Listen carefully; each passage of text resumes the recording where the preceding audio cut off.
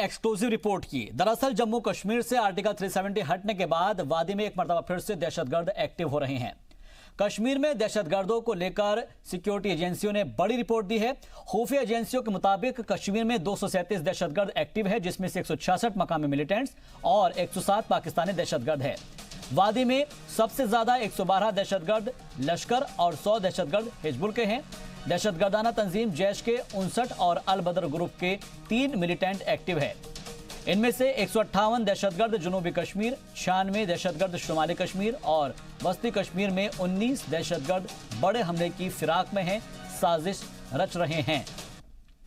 दरअसल आपको बता दें कि कश्मीर से 370 की आजादी के बाद से ये दहशतगर्द वादी की फिजा बिगाड़ने की कोशिश लगातार कर रहे हैं। ये साजिश रची जा रही है।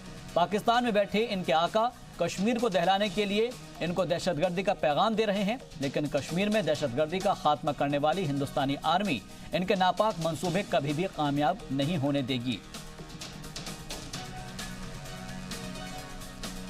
तो ये खबर मिलने के बाद अब सवाल उठता है कि आखिर कौन कौन वो लोग हैं जो सरहद पार से इन दहशतगर्दों को पनाह दे रहे हैं, क्योंकि जिस तरीके से हम आपको ग्राफिक्स के जरिए भी बता रहे हैं कि टोटल 237 दहशतगर्द एक्टिव है और जिसमें 166 मकामी मिलिटेंट्स है। आप इन आदाद शुमार पर गौर कीजिए कि जो टोटल है वो 237 है और उसमें से 166 मकामी मिलिटेंट्स है, जबकि 107 पाकिस्तानी दहशतगर्द है।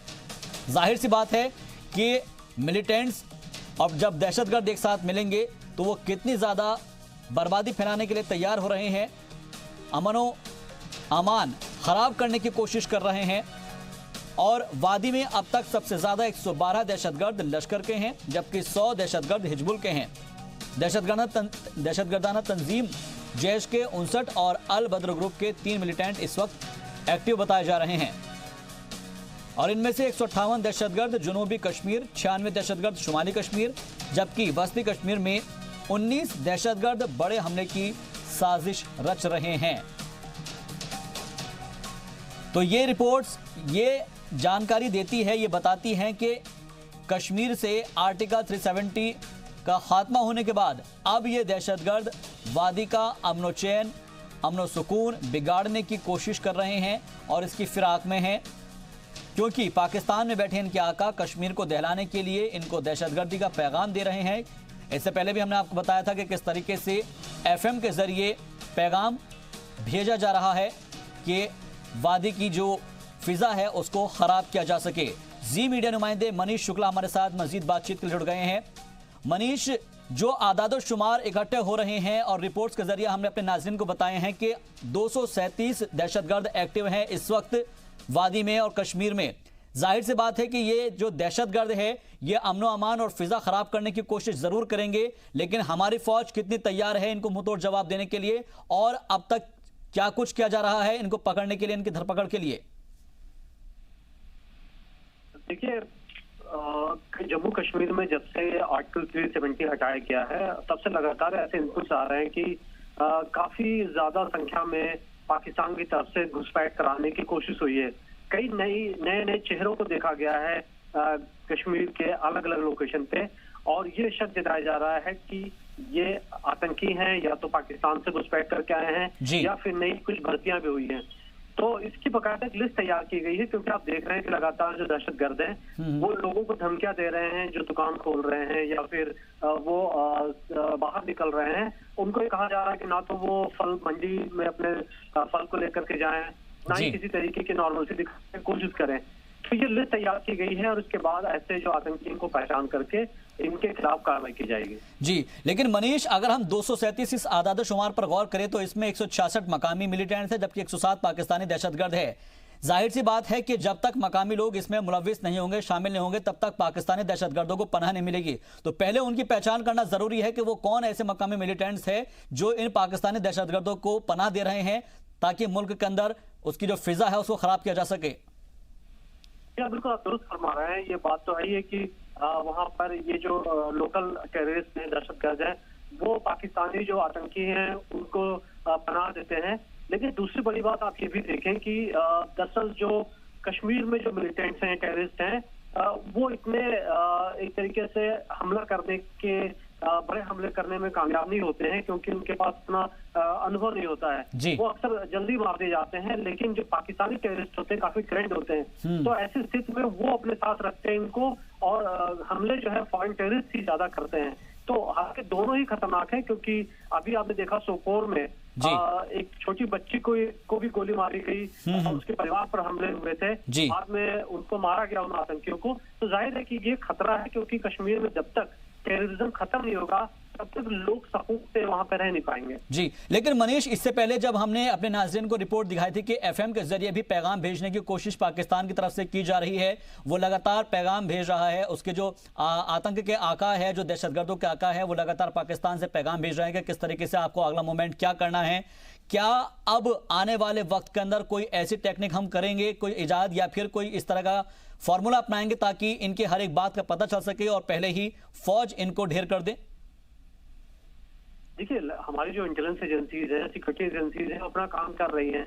दूसरी बड़ी बात है कि जब से कश्मीर में मोबाइल बंद किए गए हैं, तब से उसका ये भी नुकसान हो रहा है कि इंटेलिजेंस इनको जनरेट नहीं पा रही है, क्योंकि आतंकी मोबाइल का इस्तेमाल अब उस पर मैसेज नहीं दे पा रहे हैं और कई बार उसके जरिए भी हमें जानकारी मिलती है। इस वजह से थोड़ी दिक्कत भी आ रही है। लेकिन दूसरी बड़ी बात की इंडियन गवर्नमेंट की बात करें तो उन्होंने साफ कहा है कि अगर आतंकी का जमावड़ा होगा लॉन्चिंग पैड्स पर और पीओके में टेरर कैंप्स होंगे, तो उरी और बालाकोट, उरी के बाद जो हमने सर्जिकल स्ट्राइक की थी और बालाकोट में जो की थी, वैसा भारत और करेगा। तो ये बिल्कुल क्लियर है और इसीलिए इंटरनेशनल लेवल पर भारत बार बार ये मामला उठा रहा है कि पाकिस्तान से अभी भी दहशतगर्द लगातार आ रहे हैं, कश्मीरियों को वो भड़का रहे हैं और वो धमकी दे रहे हैं और लोगों को। मनीष, मैं आपको बीच में रोकना चाहूंगा क्योंकि इस वक्त हमारे साथ कैप्टन अनिल गुप्ता जुड़ गए हैं, डिफेंस एक्सपर्ट। सर, आपका बहुत बहुत खैर मकदम है। कैप्टन अनिल गुप्ता साहब, क्योंकि पाकिस्तान अपनी हरकतों से बाज नहीं आ रहा है और जो हम अपने नाज़रीन को रिपोर्ट दिखा रहे हैं उसके मुताबिक 237 दहशतगर्द इस वक्त एक्टिव है, क्या कुछ किया जाना चाहिए इनके खात्मे के लिए?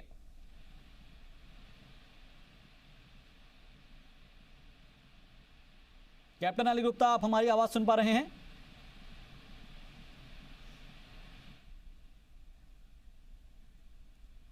कैप्टन अनिल, आप हमारी आवाज सुन पा रहे हैं? लगता है राब्ता टूट गया है, लेकिन हमारे साथ मनीष शुक्ला लगातार जुड़े हुए हैं।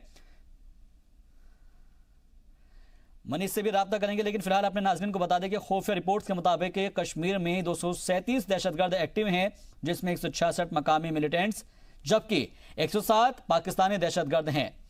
वादी में सबसे ज्यादा 112 दहशतगर्द लश्कर और 100 दहशतगर्द हिजबुल के हैं।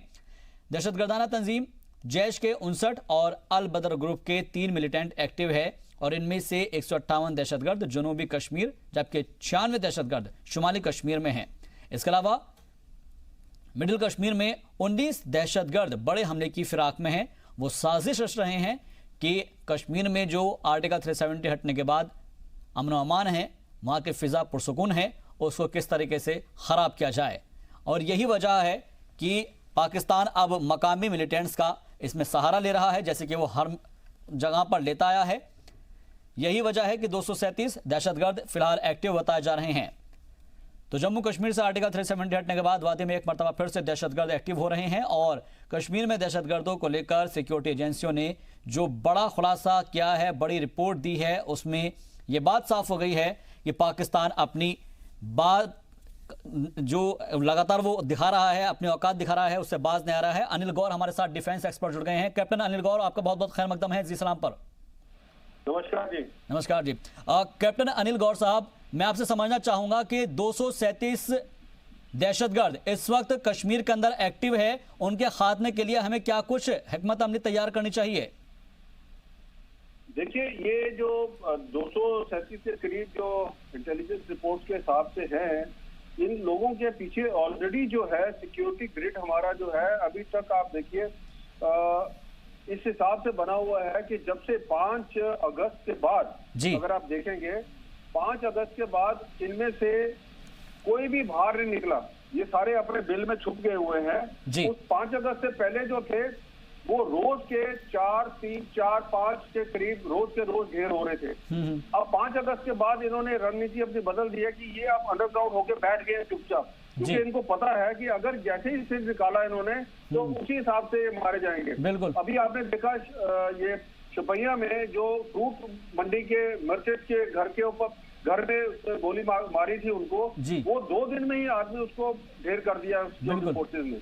इसलिए सिक्योरिटी फोर्सेज का ग्रिड जो है हमारा कश्मीर घाटी के अंदर, वो इतना सक्रिय है और इतना अच्छा है कि अब ये सिर्फ ये 2 डिस्ट्रिक्ट ही रह गए हैं। बेसिकली ये जितने ये हैं ये सारे अब 2 डिस्ट्रिक्ट के अंदर ही ये जो बचे हुए हैं ये जो मिलिटेंट्स। बाकी जो है आप देखिए हमारा जो है नॉर्थ कश्मीर, ईस्ट और वेस्ट, वो मिलिटेंसी फ्री है टोटली, और काफी देर से फ्री है जी। तो अब जो है सारी एक्शन हमारी इन्हीं के ऊपर है। और अब जो डीजीपी ने कल भी बयान दिया, उन्होंने बताया कि देखिए हम इसमें लगे हुए हैं, एक एक को घर से ढूंढ के, अब जो है अगर वो हथियार नहीं छोड़ेंगे, हथियार अपने नहीं डालेंगे, तो एक एक को घर से ढूंढ के हम उसको ढेर करेंगे। तो अब ये जो आप देखेंगे जल्द ही, मेरे हिसाब से ज्यादा से ज्यादा हमें अब इसमें मेहनत करना चाहिए, और ये जितने हैं ये सारे के सारे यहाँ से साफ हो जाएंगे। बिल्कुल, उम्मीद यही की जानी चाहिए, क्योंकि आपने काफी अहम बात यहाँ पर कही है कैप्टन अनिल। लेकिन एक चीज मैं समझना चाहूंगा, क्योंकि आप देखिएगा कि उन 237 दहशतगर्द जो एक्टिव है उसमें 166 मकामी मिलिटेंट्स भी है, और जबकि 107 पाकिस्तानी है। तो ये बात तो साफ हो जाती है कि जब तक पाकिस्तान के दहशतगर्दों को मकामी मिलिटेंट्स पनाह नहीं देंगे, तब तक वो किसी भी वारदात को अंजाम नहीं दे सकते। तो पहले उनके ऊपर शिकंजा कसना जरूरी है। बिल्कुल, ये जो ओवरग्राउंड और अंडरग्राउंड वर्कर्स है ना, ये अभी उन्हीं के पीछे लगे हुए हैं सारे, क्योंकि इनकी सबकी शनाख्त हो रही है, किसने जो इनको पनाह दे रहा है। अभी आपने देखा पीछे कुछ दिन पहले अमृतसर से एक ट्रक आ रहा था जिसके अंदर जी लश्कर तोयबा के 3 आतंकवादी थे जो आर्म्स स्मगल करके आ रहे थे। हाँ। इसका मतलब इन लोगों के तार जो है वो काफी दूर तक हैं जी। और इसको निकालने के लिए हमारी स्टेट की जो है सिक्योरिटी एजेंसीज और दूसरी स्टेट की सिक्योरिटी एजेंसीज सारे के सारे एक ही ताउन से काम कर रहे हैं, और इतना सक्सेस अभी आप देखें, अगर उस ट्रक के अंदर से इन्होंने पकड़ लिए, इसका मतलब कि हमारी सिक्योरिटी एजेंसी तैनात थी, सक्रिय थी, तभी पकड़े गए, नहीं तो अदरवाइज ये नहीं पकड़े जाते, ये निकल जाते वहां पे। बिल्कुल, यानी कि जो हिंदुस्तानी फौज है वो पूरी तरीके से मुस्तैद है, हमारे एजेंसी अलर्ट पर है, और यही वजह है कि एक एक करके ये सब ढेर होते चले जाएंगे। बहुत बहुत शुक्रिया कैप्टन अनिल गौर, हमसे बातचीत करने के लिए, अपनी बात रखने के लिए आपका धन्यवाद। चलिए बढ़ते आगे। जम्मू कश्मीर के पुंछ में इंडियन आर्मी ने 9 मोर्टार शेल को ब्लास्ट करके नाकारा कर दिया है। ये सभी मोर्टार बालाकोट, बसोनी और संडोट गांव में महफूज मकाम देखकर ब्लास्ट किए गए हैं। लगातार पाकिस्तान की जानिब से हो रही गोलीबारी में ये मोर्टार शेल हिंदुस्तानी गांवों और रिहायशी मकामात तक आ रहे हैं। ये सभी मोर्टार दागे जाने के बाद हिंदुस्तानी इलाके में पहुंच तो गए हैं, लेकिन ब्लास्ट नहीं हुए थे, जिन्हें इंडियन आर्मी ने नाकारा बना दिया। आर्मी के मुताबिक ये सभी 9 मोर्टार शेल 120 mm के थे। वाज़ेह हो कि पाकिस्तान की जानिब से लगातार सीज़फायर के खिलाफ वर्जी जारी है। सर यहाँ 9 बम जो हैं वो जिंदा हैं, तो बाकी इधर भी पड़ा है बम, आर्मी ने बिठाया सर। हाँ जी, आज ही बिठाया ना, आज ही बिठा लें। नज़दीक में हम रहते हैं, हमारा जान को बहुत खतरा है। वजीर आजम नरेंद्र मोदी ने कश्मीर को लेकर नया नारा दिया है। पीएम मोदी ने कहा है कि नया कश्मीर बनाना है और हर कश्मीरी को गले लगाना है। महाराष्ट्र के नासिक में बीजेपी की रैली में वजीर आजम मोदी ने कहा कि कश्मीर पहले की सरकारों की गलत पॉलिसीज का शिकार था, लेकिन आर्टिकल 370 के हटने के बाद सरहद पार से कश्मीर में तशद्दुद फैलाने की तमाम कोशिशें हो रही है और अपोजिशन के लोग इसमें भी सियासी फायदा तलाश रहे हैं। जम्मू कश्मीर में भारत के संविधान को समग्रता से लागू करना सिर्फ एक सरकार का फैसला नहीं है, ये 130 करोड़ भारतीयों की इच्छा का, भावना का प्रकटीकरण। ये फैसला पाकिस्तान ने पीएम मोदी के अमेरिका जाने और आने के दौरान उनके प्लेन को अपना एयर स्पेस देने से इनकार कर दिया है।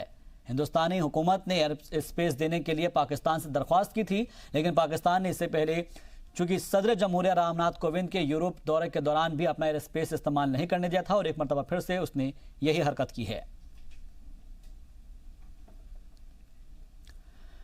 22 सितंबर को अमेरिका में पीएम मोदी और सदर ट्रंप के प्रोग्राम हाउडी मोदी को लेकर पाकिस्तान बौखलाया हुआ है। ज़राए के मुताबिक प्रोग्राम के दौरान पाकिस्तान बड़े एहतजाजी मुजाहरे की तैयारी कर रहा है। इमरान खान ने अपने खास मुशीर जुल्फी बुखारी को इसका जिम्मा सौंपा है। अमेरिका पहुंचे बुखारी प्रोग्राम में रुकावट डालने के लिए पाकिस्तान ग्लोबल फाउंडेशन और खालिस्तान हिमायतियों से मुलाकात कर रहे हैं।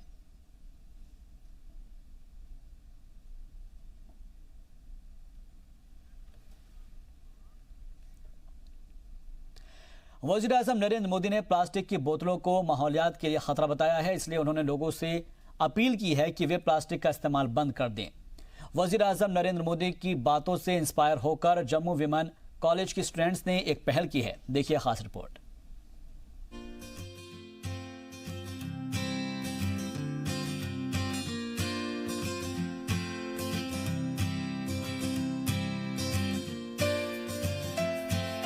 तस्वीरें किसी नर्सरी की नहीं है, ये जम्मू वुमेन कॉलेज का एक हिस्सा है जहां तालिबात ने एक पहल शुरू की है। तालिबात ने प्लास्टिक की बोतलों का इस्तेमाल करके एक गार्डन बनाया है जहां कई किस्म के पौधे लगाए गए हैं। प्लास्टिक की बोतलों का ऐसा इस्तेमाल कि सांप भी मर जाए और लाठी भी न टूटे। प्लास्टिक की बोतलें बाहर फेंकने के बजाय वुमेन कॉलेज की ये तालिबात इन्हीं बोतलों में पौधे लगा रही हैं, जो प्लास्टिक की बोतलें फेंके जाने के बाद माहौलियात को आलूदा करती हैं। उन्हीं बोतलों को फ्लावर पॉट बना दिया गया है जो अब माहौलियात को साफ रखने का काम करेंगी। मैं कहना चाहूँगी कि जैसे कि हमने यहाँ पे प्लास्टिक बॉटल्स लगाई हुई हैं, हमारा जो है हम यहाँ पे प्लास्टिक को प्रमोट नहीं करें, हम बेसिकली अवेयर करना चाहते हैं कि कैसे प्लास्टिक जो है वो न्यूसेंस कॉज कर रहा है हमारे लिए और हमारी सोसाइटी में। जैसे कि आप देख सकते हैं कि प्लास्टिक बॉटल्स वगैरह जब कभी फंस जाती है, ड्रेनेज प्रॉब्लम हो जाती है, और उसके अलावा प्लास्टिक जो है वो ईजिली डिकम्पोज भी नहीं होता है और कितनी प्रॉब्लम्स काज करता है और हमारे लिए कितने हैजर्ड्स कॉज करता है। तो बेसिकली हमारा जो ये मोदी जी ने स्कीम लॉन्च की है, हमें ही अवेयर स्टूडेंट्स ही हैं, हम लोग अवेयर कर सकते हैं सबको। तो हम यहाँ पे अवेयर कर रहे हैं सबको कि कैसे जो प्लास्टिक है वो हमारे लिए हैजर्ड कॉज कर। ये बहुत अच्छा उन्होंने स्ट्रैटेजी जो भी प्लान की है हमारी इंडिया के फ्यूचर के लिए बहुत अच्छा है, क्योंकि प्लास्टिक का जो कंजम्पशन है वो दिन ब दिन बहुत ज़्यादा होता जा रहा है, जिसकी वजह से एक तो वो डिकम्पोज नहीं होता जल्दी, 300 to 400 ईयर्स लग जाते हैं उसको, तो वो इन्वायरमेंट को बहुत ज़्यादा पोल्यूट कर रहे हैं। और इन्वायरमेंट तो हमारे लिए वैसे ही बहुत ज़रूरी है, दिन ब दिन जो डिग्रेड होती जा रही है वो उसकी क्वालिटी डिटेरिएट होती जा रही है, वो बिल्कुल सही नहीं है। तो ये बहुत अच्छा उन्होंने सोचा है इंडिया के लिए। Use plastic for growing plants because plastic is causing global warming nowadays, and it is very helpful for us to grow plants and they will produce more of the oxygen and they will help in reducing global warming effects. बच्चियों का कहना है कि हमारी इस छोटी सी पहल से न सिर्फ कॉलेज के भीतर बल्कि बाहर दूसरे लोग भी प्लास्टिक की बोतलों का ऐसा इस्तेमाल कर सकते हैं जो माहौलियात को साफ रखने में मददगार साबित हो। इस तरह की गार्डनिंग घरों और पब्लिक प्लेसेस में भी की जा सकती है। इंतजामिया की जानिब से कई इकदाम किए भी गए हैं, लेकिन आम लोग भी अगर ऐसा करने लगें तो यह हमारे माहौलियात के लिए काफी अच्छा होगा। मैं यही एडवाइस करना चाहती हूँ कि ग्रीनरी को बहुत प्रमोट करना चाहिए हमें। As we see global warming बहुत ज़्यादा बढ़ चुकी है। जैसे हमने अपने कॉलेज से शुरुआत की, यू कैन सी हमने अपनी ग्रीनरी बहुत अच्छे से इम्प्लीमेंट की है, बहुत ज़्यादा उसे बढ़ावा दिया है। हमारी एक छोटा सा एफर्ट है जो हमारी कॉलेज में, हमारी पॉपुलेशन में, हमारी अर्थ के ऊपर बहुत ज़्यादा इम्पैक्ट ला सकता है। So I guess go for green. I just appreciate the scheme of Modi ji, that he has launched such a good scheme to utilize the waste plastic bottles. We can use them as to plant various plants and flowers, so that greenery should be increased. The level of global warming should get decreased day by day as it is increasing, as the glaciers are melting day by day. College की faculty member ममता गुप्ता ने बताया कि EVS department की doctor Nazia ने बच्चों को ये बेहतरीन आइडिया दिया। बच्चों के इस काम में कॉलेज के फैकल्टी मेंबर भी साथ दे रहे हैं और कॉलेज के कैंपस में ही पौधे लगाए जा रहे हैं। पौधे भी एक कतार से लगाए जा रहे हैं, एक के बाद एक और एक के नीचे एक। ऐसा इसीलिए ताकि पानी को भी बर्बाद होने से बचाया जा सके। प्रोजेक्ट को लेकर, वर्टिकल गार्डन के इस प्रोजेक्ट को लेकर डिपार्टमेंट ऑफ कॉमर्स आया है। इसमें ईवीएस के डॉक्टर नाजिया हैं जो इस बेसिक आइडिया के साथ आई हैं, और इसमें यही मानना है कि हमने वेस्ट बॉटल्स को, जो प्लास्टिक की बॉटल्स हैं, जैसे मोदी साहब, हमारे प्राइम मिनिस्टर साहब का ये मानना है कि प्लास्टिक बॉटल्स को बैन किया जाए, हमने उसको यूज़ किया है। उस बॉटल्स में ये सारे प्लांट्स और ग्रीनरी लाई है। उसमें हमारा यही मानना है कि वेस्ट बॉटल्स को यूज़ करें हम, ऐसे बाहर और नालियों में नहीं फेंकें, क्योंकि वो चोकिंग की और दूसरी प्रॉब्लम्स क्रिएट करती हैं, इन्वायरमेंट की प्रॉब्लम्स आती हैं। सो यहाँ पे हमने प्लांट्स लगाए और दूसरा हमारा बेसिक पर्पस था पानी की सेविंग। हमने जो यहाँ पे ड्रेनेज सिस्टम लगाया है वो ड्रिप करके बॉटल्स के साथ वो पानी दूसरी बॉटल में, फिर थर्ड में, और ऐसे करके लास्ट में जो प्लांट्स लगे हैं वो पानी वहाँ तक जाता है। कॉलेज के एक हिस्से को हरा भरा करने के बाद अब दूसरे हिस्से में भी प्लांटेशन की तैयारियां हो रही हैं। प्लास्टिक की बोतलों को फेंकने के बजाय अगर उनका इस्तेमाल प्लांटेशन जैसे कामों में हो तो यह हमारे माहौलियात के लिए फायदेमंद हो सकता है। जम्मू से जी सलाम के लिए जतिंदर नूरा की रिपोर्ट।